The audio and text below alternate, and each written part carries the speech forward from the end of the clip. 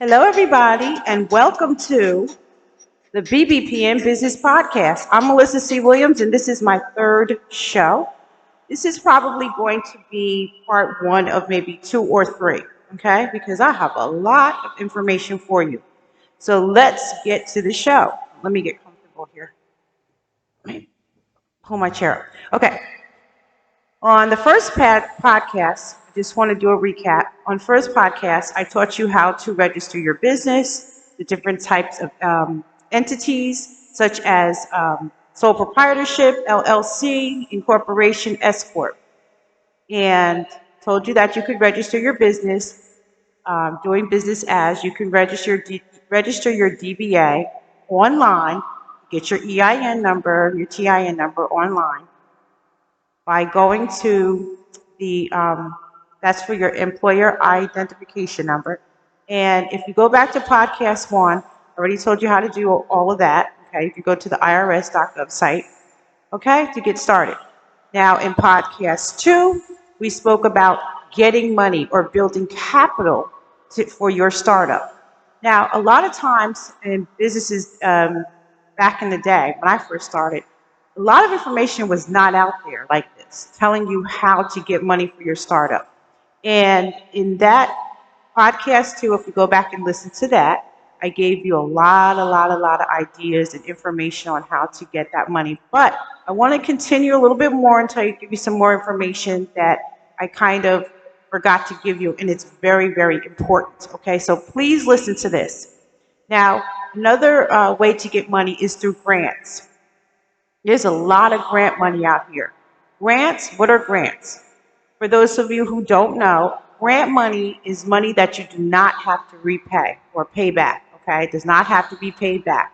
Once you qualify for the grant, they send you the money, you use the money for your business, okay? For the things that you said that you needed it for, okay? Some of those things would be payroll, marketing, new equipment, supplies for your business. Those are a lot of things that you need. A lot of people need startup money. Okay, it's not easy to get started. So another idea would be crowdfunding, which I did tell you before. But anyway, I want to give you some grant information, some grants that are out here that you can apply for, some free money. Okay. Now I'd like to shout out Facebook or Meta, because during COVID, when COVID started in, I don't know if it was 2021 or 2020, when COVID started, Facebook said that they would give out grants to help businesses in the amount of $2,000. And I'd like to thank them for doing that. They did do it, okay? So these grants are real, guys. You just have to find them and apply for them. So some places to go are online at the SBA.gov site. I always refer you back to them, grants.gov. There's a lot of corporations and companies out here that do give out grants, and they actually can be found on social media. They actually do let you know that they're giving out a grant. Sometimes we miss the deadlines, and some of those companies are Visa. I believe they do these every year. FedEx, Hiscox Insurance. I believe they're giving out a grant right now. So go to them, hiscoxinsurance.com. There's Amber Grants for Women. They do constantly giving out grants for women. Essence.com. I believe their deadline is over. And there's a guy that I've known since high school, and his name is Matthew Lesko. Now, during COVID, he came out to tell you about grant money, free money, okay? So he has books too that you can order. And in the books, which I have one, he gives a list of free money for businesses, for homes, to pay bills, federal grant money that's out there. And he tells you where it is. He actually gives you the website, the exact information and how to do it. So you can also find him on YouTube. His name is MatthewLesko.com. Go to his YouTube page, order his books. I'm telling you, a lot of this, there's money that's owed to people for overpayment of taxes, for overpayment of other debts that you paid off. and you paid too much money. I've had this happen to me before. I didn't even pay attention to some of the checks. They're old now. And sometimes when you get mail, you're not paying attention that the company has, you have overpaid them by $200 or $300. That's your money that you are entitled to. Okay. That is your money.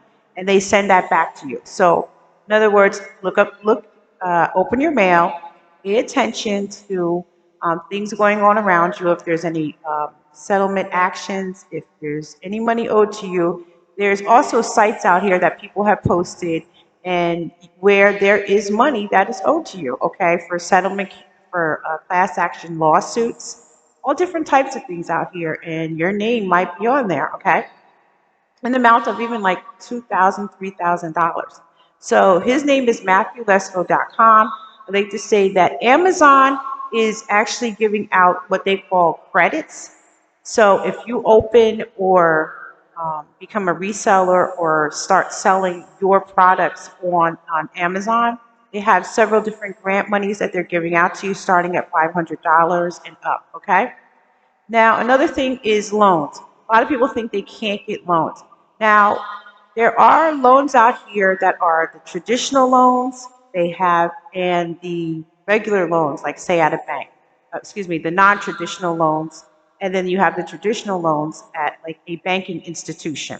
So some of those, I'm going to give you some information. So you can go to SBA.gov to look for loans, okay? Because they have startup loans. They have startup money for businesses. PayPal has a business loans that they're giving out. I'm not really sure if they're for startups, but you can try, okay? I went to, when I had my business, when I was just starting in business and I needed to get some equipment, I went to a non-traditional lender, which back in the day, it was called American General. And they were located in Shrewsbury, in New Jersey. Now today, they probably have a different name. They might have been taken over by somebody. And they gave me, for equipment, I believe they gave me, I'm not really sure, I think they gave me like $5,000. Now the thing with them is their interest rates are going to be much higher. So I'm not sure if I recommend that, but if you can handle it, if you think you can handle it, if you have a really, really good business model and you have high profit margins, maybe you can turn this around quickly, all right? The SBA, like I said, they have loan programs, the 7A loan program. Pay attention to that, okay? The 7A loan program is giving out money. Now, these people, I believe that they worked to give out the PPP loans, and they work, it's called a community advantage loan, okay? So they work with the community, and I believe they're doing this right now. You can actually go on YouTube, look up the 7A loan program, or go to the SBA.gov site. And I believe they're giving out money to help startups, okay? Now, there's the 504 loan program, and they also have loans for, like, if you're in a disadvantaged community or a hub zone. Those are words, catchwords that you need to look up, okay? You can even call your city councilmen. They should be able to help you with that, okay? With that information. And like those loans are actually 7A loan programs. You can look them up on YouTube, all right? Or go to the SBA.gov site, all right? So veterans, I want to speak to you real quickly. Veterans, you have a lot of money that you are able to get with low interest loans. Now, with the 7A loan program, you veterans can get up to $350,000. You can get money to start up your business. You can get money to buy a house. I mean, you guys, there's a lot of money out there if you are a veteran. So simply, I just want to say, if you are a veteran or you're in the military, I would take advantage of these loans. Now, a place for you to get your low interest loans and this type of money would be to go and open up an account if you don't have one now, but if you do, at a credit union. And a very good credit union that works very well with people to get their businesses out there, to get their businesses started, especially veterans, would be now I don't want to say the name wrong, it's the Federal Navy or Navy Federal Credit Union, okay? Correct me if I'm wrong. I think some of you already know what I'm talking about. So open an account there and look into the $350,000 that loan program. So it's the 504 loan program and the 7A loan programs, okay? They also have those for hub zones and disadvantaged communities. They have money for you, okay? Now, I want to tell you how I got my first business loan, which was in 2006, how I was granted this loan. Because a lot of people think they could just start the business today and get the loan tomorrow. It's not that easy. That's why I'm here. I'm here doing this because I want to teach you the steps that I had to take to get certain things, such as being registered, moving on to my LLC, getting business loans, factoring, signing contracts, how all this works out, getting paid, getting customers, getting contracts, all those things I want to teach you. I also want to teach you the pitfalls, the scamming, and the white collar crimes that come with this, all right? So let's move on because I don't want to get off track. So my microloan that I was granted, myself and my business partner. I took on my business partner because I started alone, then I had a partner, then I started by myself again, changed the name of the company, and I had a business partner like about maybe the third year, and here's why. Because I started growing quickly. I found a niche market in the janitorial cleaning company because a lot of people didn't even know about it, that you could make big money. It's big industry. It's a requirement. I mean, in many facilities, they have to have it cleaned under OSHA, under certain laws. You have to have a cleaning company come in or an in-house cleaning staff that is trained. Okay. A lot of companies were outsourcing their cleaning. You have supermarkets that have someone come in. They also have a couple in-house people. But for the bulk of it, um, I was doing residential at first. That's a cash business, okay? So then I wanted to make the bigger money. So I started doing construction cleanup. And my company started doing even more business. I was getting contracts during the height of the real estate and construction boom. And one of those reasons is because I was there and because I had my paperwork in order and because I wasn't afraid to just walk up to people and say, listen, I own a cleaning company, we do construction cleanup, we're able to do floors, windows, etc. And I can do this job. And once I gave them a quote, a lot of times I got the job, okay? So while I was growing quickly, I needed a lot of things. I needed to make payroll, so I'm hiring people. I needed more equipment if I was taking on construction jobs like an Arbor Villas or an assisted living company, assisted living like Atria. These are large, large projects that I was taking on. And I needed more transportation. So everything was a growing process. So you start having growing pains. So when I found out, I had a friend back in the day, and he had a sneaker business that he had started. So he was a reseller of sneakers. So he would go to like New York. I don't remember exactly where he went in New York, and he would buy sneakers and then bring them back to Jersey, and then he would add his price on there to make a profit.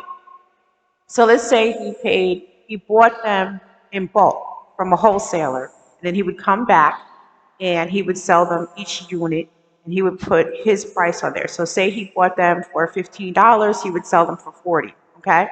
So that was his how he made his money. So he decided that he wanted to um, even he needed more money to expand the business. So he sublet a space from another business. So what that means is they kind of like portioned out a small area in a business that was already leasing on the lease. And then that person became the landlord. Kind of what you're seeing with Airbnb right now. These models are all just redone models. Okay. So we'll get to that later.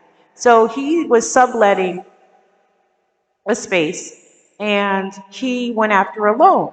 And the people gave him a loan based on the fact that he was really making money. He was selling these sneakers very quickly out in the community. He would sell them out of the trunk of his car. He would walk down the street and he was just doing bang up business. I was buying like 3 or 4 sneakers from him at a time for my son, for my children. So anyway, um, one problem that he had was that he did not have good credit. Okay, we're going to talk about that later, how important having good credit is to your business. So he did have a legitimate business, everything was registered. So what he did was he had a friend of his or a girlfriend co-sign his loan. Okay, so these are some terms that I'm throwing around that I want you to remember. So she co-signed the loan. He got like about, I think he got anywhere between $2,000 and $3,000 to get more inventory. So he got more inventory and he was able to pay for his sublease. So anyway, I decided that needed to get a loan to keep growing my business because I wasn't about micromanaging my company. I would set up policies, handbooks, train people, and let them go do their thing. Okay. And then we had a supervisor who managed them. I was in charge of getting contracts, um, doing the pricing for the jobs, etc. So I had all my paperwork done, all my paperwork in order. So I pre-qualified for a micro loan. I asked for $15,000, and this is like I said, for certain things I needed more equipment for payroll, etc. I had contracts already signed, and I was signing more contracts. So I was doing pretty good. I had churches, I had stores like back in the day we had Quiznos and Sneaker First. You might remember some of these places. I've done a lot of places in the area, or cleaned them, I should say. We did the floor stripping and waxing in them. We did all the windows, places like Popeyes, and the list goes on. It's so many of them. Some of these places are not in business anymore, and some of them still here. Um, so anyway, we also work with nonprofits, and the list goes on. So I got the loan. I pre-qualified for the loan. And the only thing, I had everything that they needed for the loan. And I'm going to list some of those things that we needed because this is valuable information. I think people need to know this. So some of the things that I needed, I had already.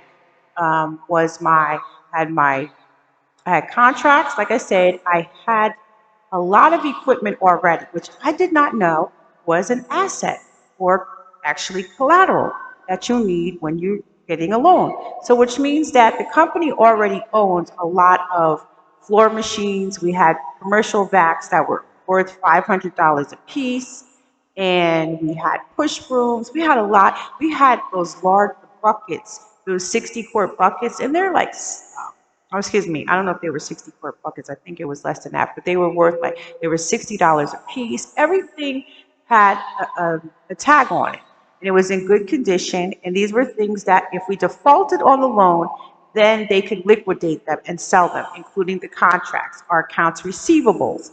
We had all our paperwork in order, including our taxes were up to date. We had our business and marketing plan, these are a lot of things I had set up, and these are the things I'm telling you to set up. I had a serious marketing plan. Okay, I was using social media. I was using social media. I had taken ads out in the paper. Was very aggressive. I had a brochure done, which listed a lot of my contracts, my history of work that I had done, and who the company was. Okay, so the next thing we had the taxes done. I had a P&L statement done. We had our QuickBooks set up. Our bookkeeping was set up and in order. So we had our P&L statement, which is our profit and loss, and our balance sheet. Now, why is the profit and loss important? The profit and loss sheet, it showed that basically that the company, the profits that we were making, through our contracts and the ability of the company to keep making and getting more jobs, which is what I was doing. Okay. So the balance sheet shows basically like the health of the company. Was it a healthy company? Were they going to be able to keep making and getting more money? Yes. So all that paperwork was together. We had our assets, which was our collateral, which is your equipment, your supplies, and things that you've already purchased, also including your contracts or your invoices or your receipts that show that you've actually done business. Okay, so you've done the job, you provided the service, and you were paid for it. Okay, it shows that you have other contracts, continuous contracts. I had offices where I was still being paid for those as well.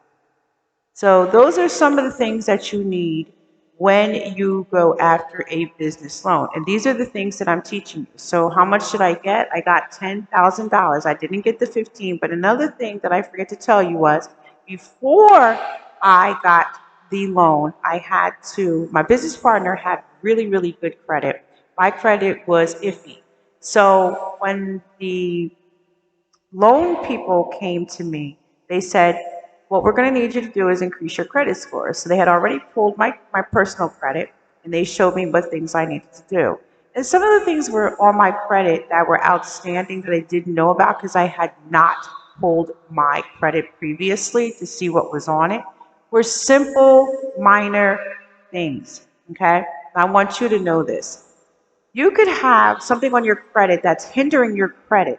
That could be like a $25, something for $25. You might have an overdraft for $1. Yes, I had this happen to me. I went to open up an account at Wells Fargo. It was a long time ago. And they pulled my credit and they showed me, they said, well, you can't open it up at this time. I'm like, why? I owed 52 cents to the bank. Okay? So these things do happen, and I want you to know that. You can have really small things on your account that you can pay off and increase your credit score quickly.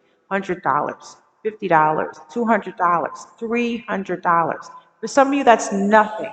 And once you start paying it off, you're going to say, wow, I didn't even know that. All I had to do was pull my credit. Yeah, stop being afraid. Pull it. If you're in the 400 or 500 or 600, pull the credit. Get a copy. See what's on it. Don't be afraid. Stop being fearful because those little things on there might make the biggest changes in your life. Okay? Also, things that you may not even be responsible for might be on that credit report. So pull it.